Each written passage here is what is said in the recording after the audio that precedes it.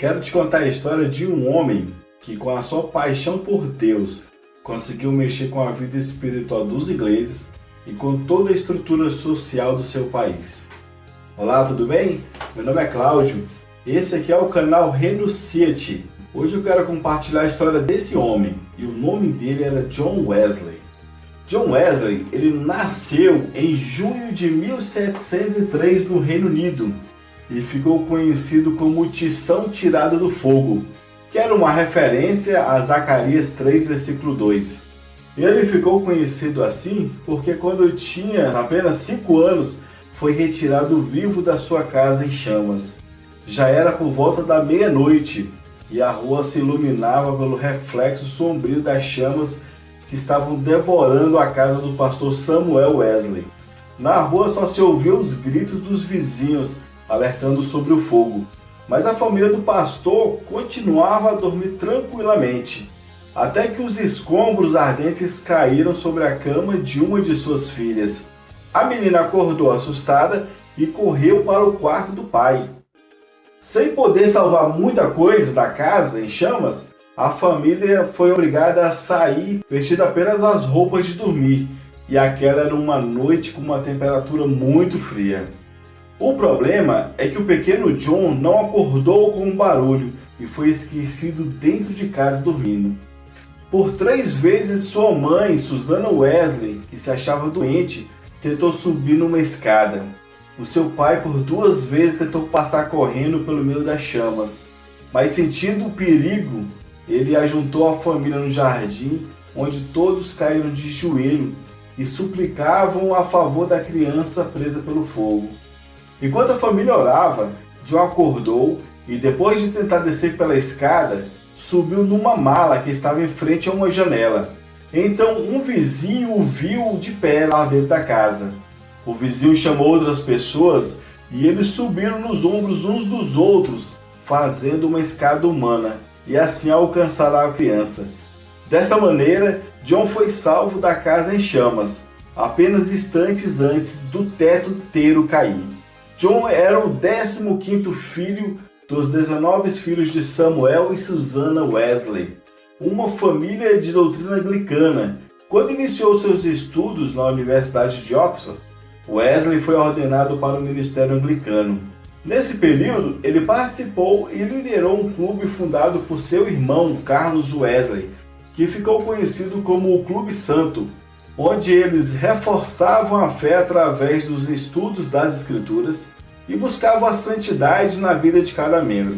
Deste seu grupo saíram homens que se tornaram muito importantes naquela época, particularmente os irmãos Wesley, além de George Whitefield. Em 1735, já como ministro anglicano, viajou para a América, para a colônia da Geórgia, permanecendo 2 anos nos Estados Unidos, onde atraía multidões para ouvir suas pregações. Mas foi o contato de John na sua viagem com um pequeno grupo de crentes morávios. Estes homens e mulheres destemidamente cantavam hinos durante terríveis tempestades no mar, ao mesmo tempo em que o próprio John Wesley se desesperava.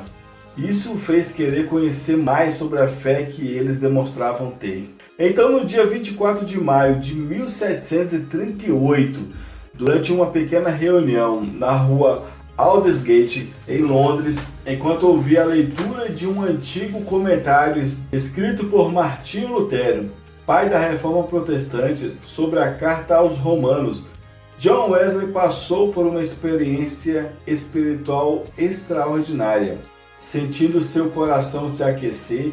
Através desta experiência, experimentou grande confiança em Cristo e recebeu a segurança de que Deus havia perdoado seus pecados. Esse episódio é assim narrado em seu diário. Cerca das 8h15, quando eu ouvi a preleção sobre a mudança que Deus operava no coração através da fé em Cristo, senti que meu coração ardia de maneira estranha. Senti que, de verdade, eu confiava somente em Cristo para a salvação e que uma certeza me foi dada de que Ele havia tirado os meus pecados e que me havia salvo da lei do pecado e da morte. Esse foi o divisor de águas para Wesley e o início do seu verdadeiro trabalho. Enquanto isso, na cidade industrial de Bristol, um ex-membro do Clube Santo, George Whitefield, estava pregando nas ruas para centenas de pobres da classe trabalhadora, oprimidos pela industrialização da Inglaterra. Wesley chegou a questionar a pregação ao ar livre de Whitefield, mas logo se entusiasmou com o novo método de ministério e passou a liderar o movimento. John Wesley tinha 37 anos de idade quando começou a viajar e pregar. Ele pregava 3 vezes por dia, começando às 5 da manhã, horário que os trabalhadores poderiam parar para ouvi-lo enquanto andavam para o trabalho.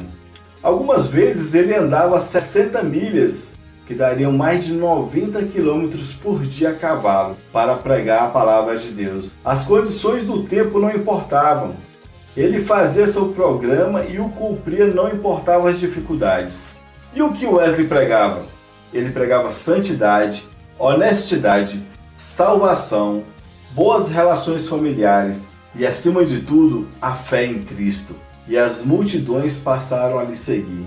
Ricos e pobres vinham para ouvi-lo falar. Wesley ensinou tanto por exemplo, como também por seus sermões. Ele publicou muitos dos seus textos para serem usados em devocionais e direcionou o lucro para projetos de ajuda aos pobres. Sua vida pessoal estava além da reprovação. Ele traduzia hinos, interpretou as escrituras, escreveu centenas de cartas, discipulou centenas de homens e mulheres. Sua maneira de falar na linguagem do homem comum teve um impacto imensurável no surgimento do inglês moderno. Todos os anos, de carruagem ou de cavalo, John Wesley percorria mais de 6.000 quilômetros pela Europa para pregar. Em toda a sua vida, ele pregou cerca de 40.000 sermões, até a sua morte, no ano de 1791, aonde ele foi se encontrar com o seu Senhor. Bem, espero que tenha valido a pena conhecer um pouco da história de John Wesley. Estou criando esse canal para compartilhar as histórias dessas pessoas maravilhosas e sobre personagens bíblicos.